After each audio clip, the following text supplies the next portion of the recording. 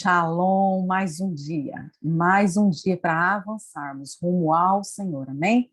Vamos lá, 10º dia, né? Já passamos, estamos quase entrando na metade do propósito, e até aqui o Senhor tem nos ajudado, até aqui o Senhor tem nos fortalecido, até aqui o Senhor tem sido o braço forte que tem nos conduzido para esse tempo, amém? Bom, a gente falou que ia falar um pouquinho hoje sobre como que Daniel esteve, né, e quais são as chaves que tem para a nossa vida dentro disso. Mas primeiro eu quero lembrar vocês que a gente já falou sobre isso, né? Por isso que é lembrar que todo reino tem suas culturas e daí dentro disso, queridos, não importa muito, né? Daniel é uma prova disso. Ele teve dentro de um reino e viveu uma outra cultura. Então, o fato de eu estar dentro da igreja não significa que eu sou igreja, se eu não estiver vivendo os princípios do eterno, né? E daí a gente às vezes entra em crise de algumas coisas. Por exemplo, as portas do inferno não vão prevalecer contra a igreja. Tá, é verdade. Mas você é a igreja? Porque às vezes as portas do inferno estão prevalecendo e a gente entra em crise e acha que a palavra de Deus não está falhando, né? E na verdade somos nós que estamos falhando. Porque essa promessa é uma promessa para quem é igreja. E quem eu sou? Não é o ambiente físico onde eu frequento, não é o quanto eu leio, mas é o quanto eu obedeço. Aquilo que eu sou demonstra o reino que eu sirvo. Esses dias eu estava passei alguns dias fazendo Shabat, falando sobre as obras da carne, um a um. Foram algumas semanas fazendo isso. Com qual intenção? De dizer assim, olha, querido, não adianta você falar que é espiritual. Se você pratica isso aqui, você é carnal. Não, pastor, eu pratico 80%, eu já estou bem. 20% só eu pratico das obras da carne. Você continua sendo carnal. Porque não tem percentual. Ou você é carnal ou você é espiritual. Ou eu sou carnal ou eu sou espiritual. Né? Então, não adianta eu falar assim, não, olha, eu estou saindo. Não, você sai ou você fica. O que aconteceu com o povo do Egito? O povo de Deus que estava no Egito? O Senhor tirou do Egito, mas eles decidiram, mesmo caminhando para a terra de Canaã, eles decidiram permanecer no Egito. E daí eles não puderam herdar. Por quê? Porque o Senhor estava falando de reino. Ó, aqui é o lugar onde vocês vão reinar. E vocês não podem reinar com a mentalidade do povo do Egito. Vocês têm que reinar com a mentalidade minha, com a mentalidade de Sião, com a mentalidade hebreia, né? Que é a mentalidade do alto. Não é a mentalidade de um Israel físico, mas é a realidade de Sião, que o Senhor estabeleceu dentro de princípios e fundamentos. Amém? Então vamos lá. Babilônia, Babel, né, como a gente já viu, foi construída por Nimrod e se tornou a capital política e religiosa de um grande império, porque nasceu como uma torre, nasceu como algo, como uma ideia aparentemente menor, mas ela se tornou grande. E ela foi uma cidade onde tinha grandes templos pagãos e foi uma das maiores cidades, queridos, da antiguidade, na época da Mesopotâmia. Gênesis 10:8 fala, né, falando sobre Nimrod, fala, e Cush gerou a Nimrod, e este começou a ser poderoso na terra. Lembra que quando a gente leu lá em Gênesis, falando sobre a construção da Torre de Babel, fala assim, a gente vai ser grande, o nosso nome vai ser grande? Olha aqui, o que está falando sobre ele? Ele começou a ser poderoso sobre a terra. E este foi poderoso caçador diante do Senhor. Queridos, olha isso. Diante do Senhor. Então, quer dizer, ele começou de uma forma correta. Diante do Senhor. Ele estava diante do Senhor. Por isso se diz como Nimrod, poderoso caçador diante do Senhor. O princípio do seu reino foi Babel. Isso aqui tem Gênesis 10:8. Gênesis 10:10. O princípio do seu reino foi Babel. Então, assim, Nimrod começou até bem e se perdeu no caminho. E daí, isso aqui eu já quero deixar uma vírgula aqui, ou um parênteses. A gente começa bem, né? E há muitos anos eu escuto isso, ouvi isso muito do apóstolo René. Hoje eu escuto muito isso, já escutei várias vezes do apóstolo Éder. E é uma grande verdade. Como você começa é extremamente importante, mas o que conta mesmo é como você termina.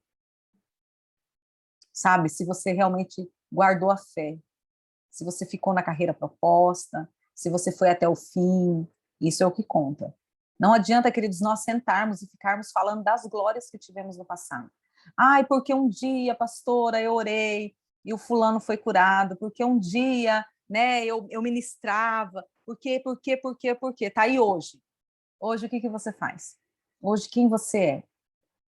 É hoje que conta. Aquele um dia, ele tem que ser uma base para te levar para frente.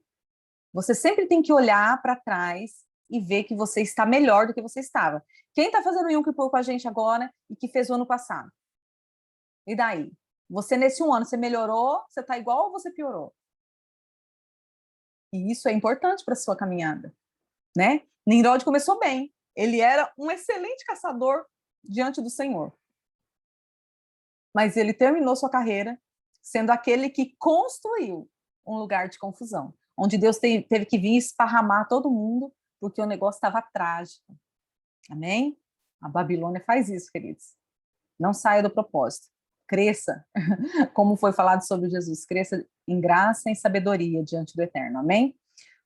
Por causa da altivez de coração, os babilônicos, mesmo sendo um povo escolhido para povoar novamente a terra, vamos lá, Deus escolheu Noé e sua família. Noé obedeceu, fizeram a arca, Noé desceu, fez um altar, né? Aquele povo, esse povo que construiu essa torre, era o povo que Deus havia escolhido para povoar a terra novamente, o restante todo tinha morrido. Mesmo ele sendo parte desse povo, para povoar a terra, ele se perdeu na caminhada. Deixou de adorar o único Deus e passou a adorar mais de 2.500 deuses. Queridos, em Babilônia tinha mais de 2.500 deuses pagãos. Tornando-se esse ambiente que Nimrod construiu, tornou-se o berço da feitiçaria, tornou-se o berço da idolatria, gerando realmente o que diz seu nome, uma cultura cheia de confusão. Hoje, queridos, esse lugar que era a antiga Babilônia é o Iraque. E de falar isso me dá vontade de chorar. Porque como que está o Iraque hoje? Quais são as notícias, queridos, que têm chegado daquele lugar? Olha o que estão fazendo com as mulheres, olha o que estão fazendo com as crianças, olha o que estão fazendo com os cristãos naquele lugar. E estão fazendo, queridos, em nome de algum Deus, em nome de alguma cultura. Sabe? Olha o que foi propagado. E isso, queridos, eu já quero trazer aqui algo muito sério, sabe? Todos nós, você e eu, todos nós somos influenciadores. Alguns de mais pessoas, outros de menos, mas todos nós influenciamos alguém. E aquilo que nós estamos gerando, o que vai ser daqui a alguns anos?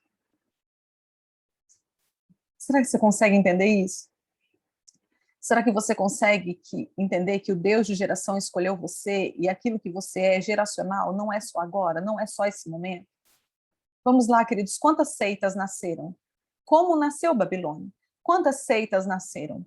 E que a pessoa teve uma visão, teve uma ideia, não buscou fundamento, não olhou se a Bíblia dizia daquele jeito, agiu como a gente já fez a renúncia, no coração obstinado, não, Deus está falando comigo, não, eu sou, é impossível porque eu sou crente, porque Deus fala comigo, porque eu oro, porque eu jejuo. Não, querido, não é. Não, Deus falou.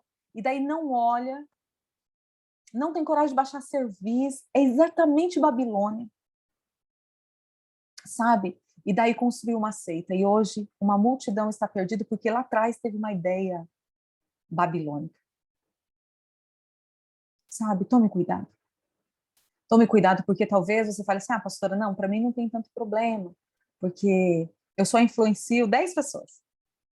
Tá, queridos? Um desses 10 pode influenciar milhões. E ele vai influenciar com a cultura que você estabeleceu. Que o Senhor tenha misericórdia de nós. Nós, pastores, que levamos um povo, que o Senhor tenha misericórdia de nós e nos ajude a levar esse povo nas verdades do Eterno, queridos. Para que lá na frente não tenha um povo se perdendo por causa do meu e do seu ensinamento. Por causa da cultura que eu e você estamos implantando no meio desse povo. Que haja temor e seriedade em nosso meio, em nome de Jesus. Amém? Vamos lá. Falamos sobre a Babilônia e Daniel foi levado para essa Babilônia, queridos. Lembra-se que o rei sitiou a cidade, sitiou o povo e levou os utensílios do templo, tudo para a Babilônia, e pegou os utensílios do templo e colocou dentro dos templos pagãos, utensílio do templo de Deus. E Daniel estava no meio desse povo, ele foi levado para Babilônia e foi mantido cativo naquele lugar. Mas ele tomou uma decisão, ele dizia, a gente vai falar bastante sobre essa decisão nesses dias. E qual foi a decisão? De não se contaminar com as comidas da Babilônia. Mas vamos lá, Babilônia é o lugar da confusão, Babilônia é o lugar da contaminação. Como que alguém vai lá e fala assim, não, eu não vou me contaminar? Como é sério isso, né? E tudo isso faz, meus queridos, todas essas confusões que a Babilônia propaga, ela faz para que a gente fique em cativeiros. Daniel, mais do que não se contaminar com a comida, ele decidiu não se contaminar com a cultura, a gente vai falar mais a fundo um pouquinho sobre isso, com a ideologia e com a forma que a Babilônia pensava. Daniel decidiu levantar uma bandeira de santidade no meio da Babilônia. O propósito, queridos, da Babilônia era para paralisar Daniel. A questão não é somente onde você está. Sabe, talvez você olhe para a sua realidade hoje, e talvez você não seja pastor, né? Você esteja recebendo os ensinamentos, e você olha ao seu redor e fale, meu Deus, eu estou vendo tanta contaminação em volta de mim. Isso não é o mais importante. O mais importante é a sua decisão. Sabe? É se você vai se contaminar com tudo isso ou não. Se você vai ser um propagador da santidade ou não. Se você vai ser um propagador do reino de Deus ou não. E Daniel, queridos, ele decidiu não se contaminar, mesmo estando lá, no lugar físico e no lugar espiritual. Mesmo vivendo tudo aquilo, ele decidiu não se contaminar. Ele decidiu se posicionar. Ele decidiu ser um homem santo e íntegro e não se perder, ainda que tudo ao redor dele dissesse que não ia dar certo. A Babilônia queria roubar o ministério dele, queria tirar ele do propósito, mas Daniel permaneceu. Permaneceu, e a gente, no decorrer desses dias, nós vamos falar as formas, vamos aprofundar um pouquinho mais sobre tudo isso. A renúncia que nós vamos fazer hoje é sobre paralisia ministerial. E daí aqui, queridos, eu falei ontem, né? Não faça renúncia por fazer. E aqui agora eu quero te pedir outra coisa. Como que está o seu ministério? O seu ministério está fluindo, está caminhando, está indo? Ou você enterrou? Ou você está paralisado, nada acontece? Como que está o seu ministério? A gente vai orar, né, no individual, no pessoal de cada um. Nós vamos orar contra a paralisia ministerial. Queridos, o Senhor te chamou para ser ativo. O Senhor te chamou para ser o canal que jorra as fontes inesgotáveis dele, fluindo constantemente. O reino de Deus é um reino em movimento. O reino de Deus é um reino de resultados. O reino de Deus é um reino de avanço. Como está a sua vida ministerial? Ela reflete o reino de Deus ou ela reflete a Babilônia? Como que você tem fluído? Dentro daquilo que você é hoje, quais são os frutos que você tem dado? Pastora, eu canto. Tá. Quais são os frutos que você tem dado dentro disso? Pastor, eu danço. Tá bom. Que bênção. Quais os frutos você tem dado dentro disso?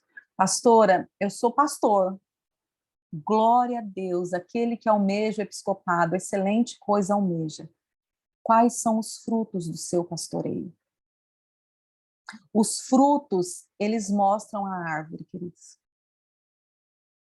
E os seus frutos têm mostrado, têm sido frutos do reino de Deus, ou têm sido frutos de fortalezas, ou têm sido frutos que mostram a carnalidade, que mostram a paralisia. Quem é você dentro desse processo? Que o Senhor traga arrependimento e que esse arrependimento faça você romper e sair do lugar onde você se encontra e avançar e entrar no dinamismo do reino de Deus, para que o reino de Deus avance através da sua vida. Que o Senhor te abençoe. Que o Senhor te abençoe. Que a bênção do Senhor seja sobre você. Que o Senhor resplandeça a face dele sobre você. E essa face gloriosa do Eterno traga luz sobre todas as trevas que ainda existem. Que você seja arrancado desse cativeiro de paralisia, em nome de Jesus. Eu declaro você livre desse cativeiro de paralisia ministerial. Eu declaro seus pés arrancados deste lugar de Babilônia, desses cativeiros de Babilônia. Eu declaro seus pés soltos, liberados, sem cordas, sem amarras, para você caminhar e fluir. Que o Senhor te alinhe. E que você seja uma potência de Deus nessa terra. Amém? Uma alegria estar com vocês. Uma alegria estar com vocês. Que nesse tempo de Yom Kippur, o seu arrependimento vire chaves na sua vida e que você possa viver o melhor de Deus nessa terra, glorificando o nome dele, em nome de Jesus. Amém? Shalom, shalom. Nos vemos amanhã.